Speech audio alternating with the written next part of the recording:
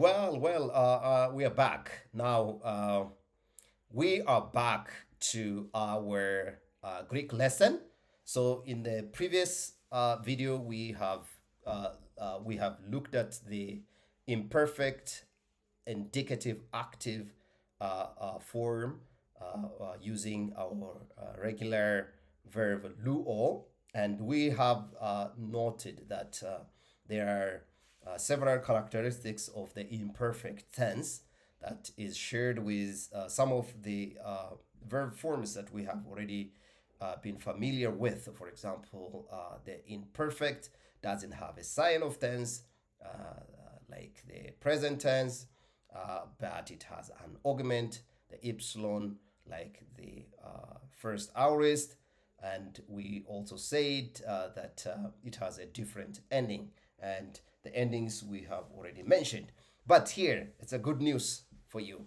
Now, it's a good start here because once you are familiar with the imperfect tense form, the second aorist indicative active form is very similar to the imperfect tense, and that's the reason why this material treats these two verb forms in one page. So, although it is two videos, but it is presented in one lesson. Okay, lesson 6 deals with the imperfect and the second aorist. So, what do we mean by the second aorist? By the way, there is no, there will be no change in meaning between the first aorist and the second aorist, but there will be a difference in form. So you remember we've said, even in English, we have regular verbs and irregular verbs. Irregular verbs, we mean the verbs that change their forms or their stem when they are changed into a different time. For example, if you have play in present tense, now if you want to change it to past, to say play, played, you just need to add ed, played. But how about if you have go? Will you have the same result? No. Go will be went. So went is a different form, but it's still past. So the form changes, but not the meaning. So what do we mean by that? First aorist is still simple past, and second aorist is still simple past. So simple past, the fact that it is simple past will not change for it being first or second aorist, but there is a change in form. So and then you might say, why bother? Yeah, you don't need to bother. So for example, why bother with played and went? Because it is a form. That's why we say it is irregular and regular. So now let's look at the form itself. So let me just read for you this good points here. Now, I like the first aorist, and that is lesson, I guess, lesson 4.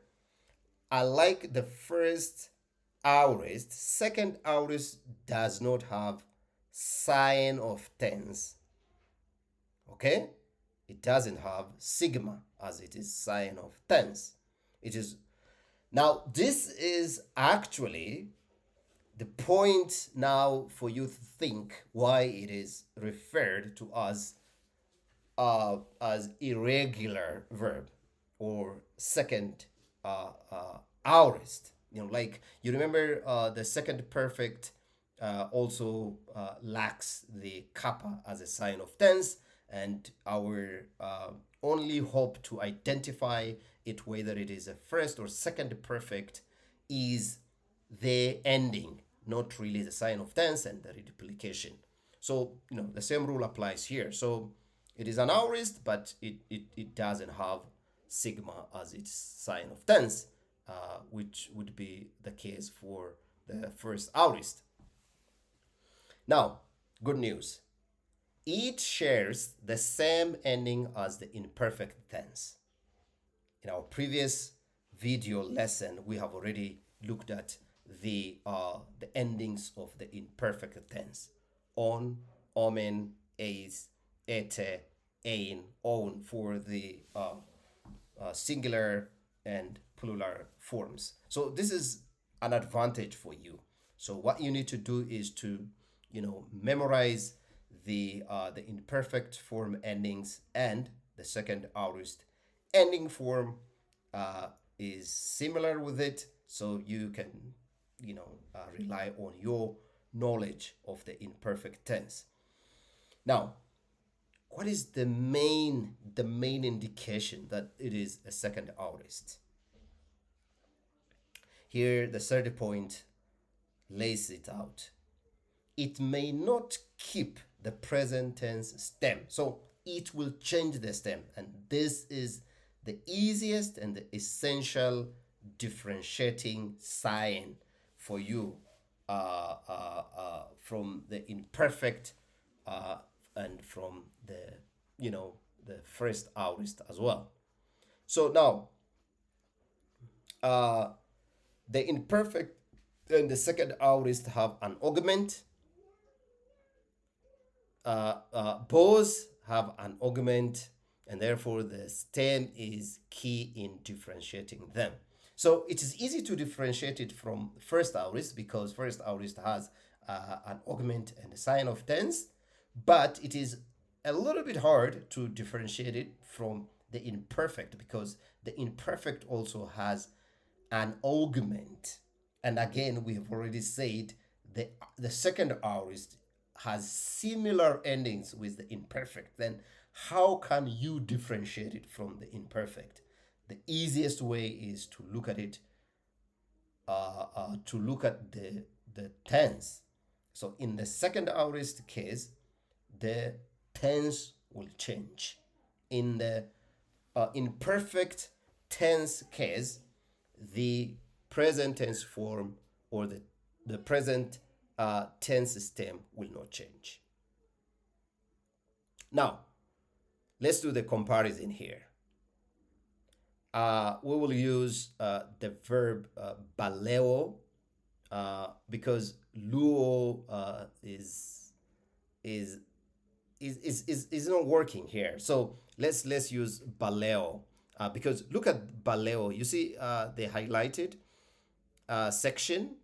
The highlighted section shows you the stem. So this is a present stem. Okay, the present tense stem. Bale. So o is an ending for the present tense. Now bale is the stem. Now what will happen? Just pay attention to the stem. What happens to the stem when it is conjugated in the imperfect and the aorist tense form? So look at this one. Now here ballet, you see epsilon, the augment. Then you see own, the ending, and then you have the stem throughout. So what kind of stem do you have here in the imperfect tense?